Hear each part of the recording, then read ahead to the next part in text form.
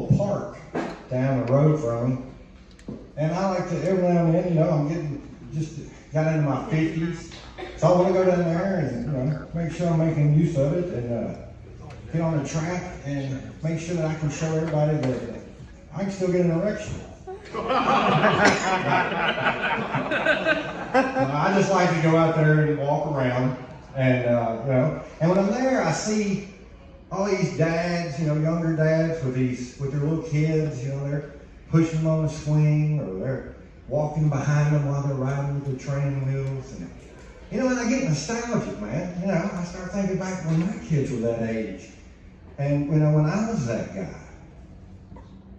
And then I have to be real honest with myself. When I was that guy, all I thought is like, Jesus Christ, when did we go home? I just want to sit on the deck and drink beer with their mom. And then I started feeling bad. I was like, oh my God, did I waste these precious moments that I could have had with my children just because of my selfishness? And then I thought for a little bit, and then I remembered the things that their mom would do after 5 or 6 beers.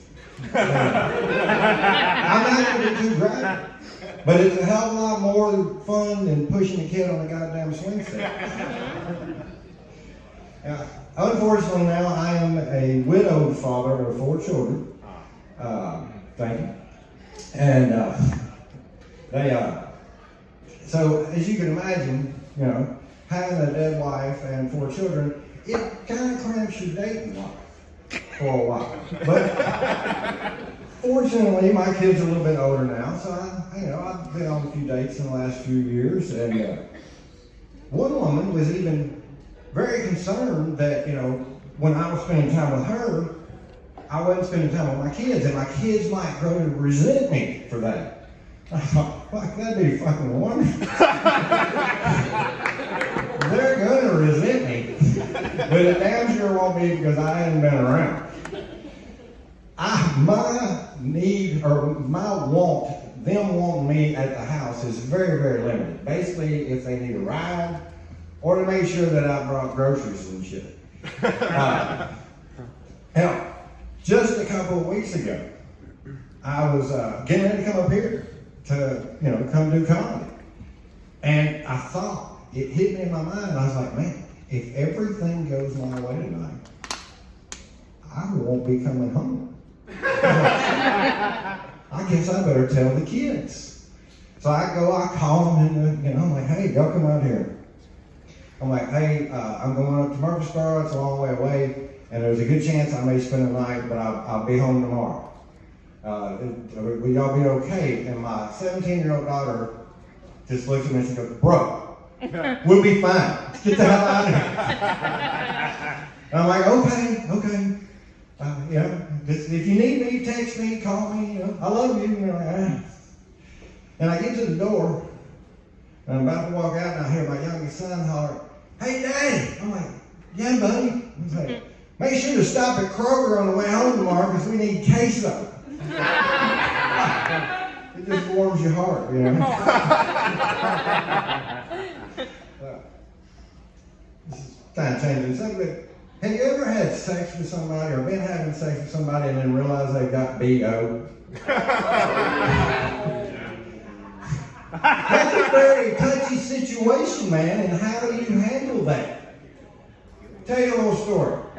About 10 years ago, my late wife and I are on vacation with our 4 children down in Florida, and we spent a whole day down at the beach.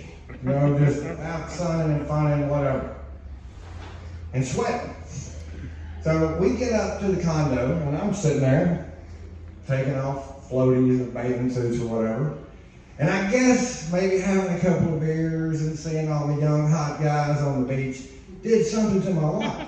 Because she walked over to me and she leaned in my ear and she said, I'm so fucking horny. Come fuck me right now. Now, I don't know if you've ever spent a lot of time with mothers that have 4 small children, but those are not words that they say often. Usually you hear like, get off me, motherfucker. I said, no, God damn it. So I did like any good father would do, and I shoved that kid out of the way, and I ran to the bedroom. And we're getting into it, everything's going good, and then all of a sudden she kind of raises her arms over her head, and I'm like, oh! I didn't do that, but I wanted to. I was like, oh. And I knew at that point, it was very crucial what I do, because if I do gag, or even say, oh, fuck, you stink. This will never happen again. So, what do you do when you're in a situation like that? Well, I tell you what you do. You bury your nose in a titty and you keep going.